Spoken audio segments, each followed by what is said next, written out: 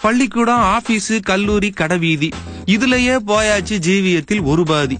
இருப்பதோ கொஞ்ச நேரம் மிச்ச மீதி, அதையும் பறிச்சுக்குது டிவில தலைப்பு சேதி. வாரத்துல ஒரு நாள் லீவு கிடைக்குது, அதுலயும் என்ஜாய் பண்ணத்தான் மனசு துடிக்குது. வெட்டியா பேசுற, ஊரை நல்லா சுத்துற, வேலை இல்லாத பயல்களோட தெருவுல போய் நிக்கிற, மணிக்கணக்கா விளையாடி வேக்குற, இல்லனா முழுக்க முழுக்க டிவிய பாக்குற, பொழுதுபோக ஃப்ரெண்ட்ஸ போன் பண்ணி சேர்க்கிற, இல்லனா சும்மா உட்காந்து சோஃபாவை தேய்க்கிற.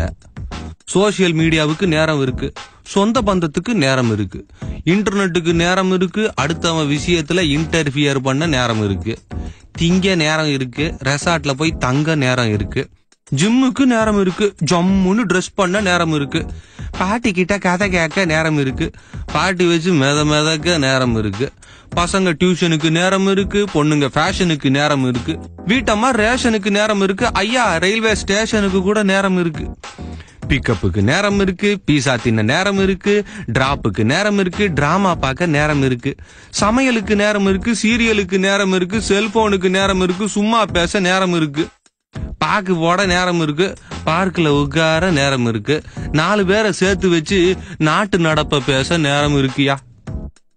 வாலிபர் ரொமான்ஸுக்கு நேரம் இருக்கு, ரிலாக்ஸுக்கு நேரம் இருக்கு, ரோமியா மாதிரி ட்ரெஸ் பண்ணிக்கிட்டு ரோட்ல சுத்த நேரம் இருக்கு, கல்யாணத்துக்கு நேரம் இருக்கு, கருமாதிக்கும் நேரம் இருக்கு, எல்லாத்துக்கும் நேரம் இருக்கு, என்னத்துக்கெல்லாமோ நேரம் இருக்கு.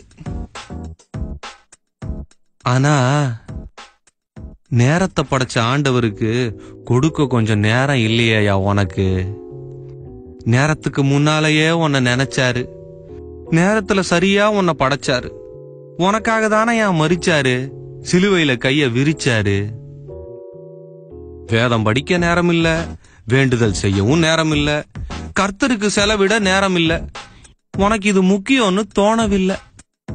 அக்கா, தம்பி, ஐயா, அம்மா, நான் சொல்றத விட்டுறாதீங்க சும்மா. அன்றாடம் கர்த்தரை தேடணும், அதிகாலையில அவரை நாடணும், இரவும் பகலும் வேத தியானம், இதுதான் என் உண்மையான ஞானம். நேரம் எடுத்து ஜெபிக்கணும், நேரம் எடுத்து துதிக்கணும், காலமெல்லாம் காக்கிறவரை கொஞ்சமாவது மதிக்கணும். இந்த லேப்டாப், டிவி, மொபைலு, மண்ணாங்கட்டி இது எல்லாத்தையும் முதல்ல ஒழிச்சு ஓரங்கட்டி நிம்மதியா ஒரு இடத்துல ஆண்டவரோட அமர்ந்துரு. நித்தியமில்லாத இந்த உலகத்தை கொஞ்ச நேரம் மறந்துரு. உன் காணிக்கைக்காக அவர் காத்திருக்கல, ஏன்னா வெள்ளியும் பொண்ணும் அவரோடது. உன் சொத்து பத்துக்காக அவர் காத்திருக்கல, ஏன்னா வானமும் பூமியும் அவரை பாடுது. அவர் கேட்பது உன்னோட நேரத்தை, இதுல காட்டு உன் பக்தி வீரத்தை. அவர் ஏங்குவது உன்னோட உறவுக்காக.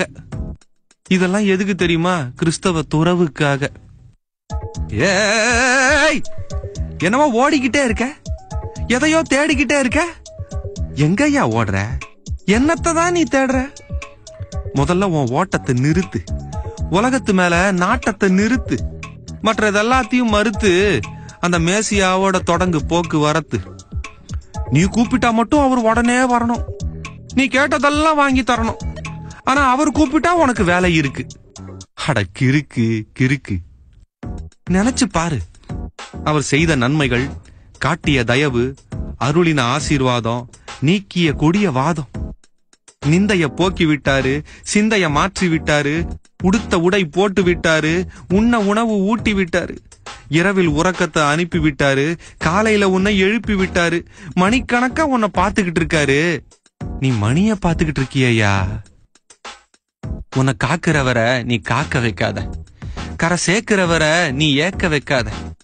பாரத்தை நீக்கிறாரியா அவரு, உன் நேரத்தை கொடுத்தா என்ன தவறு? பிஸியா இருந்ததெல்லாம் போதும்யா, பரமனை உண்மையா தேடியா. ஓடிக்கிட்டே அவரை அறிய முடியாதுயா, அமர்ந்திருந்து அவரே தேவன் என்று அறிஞ்சிக்கையா, அறிஞ்சிக்கையா.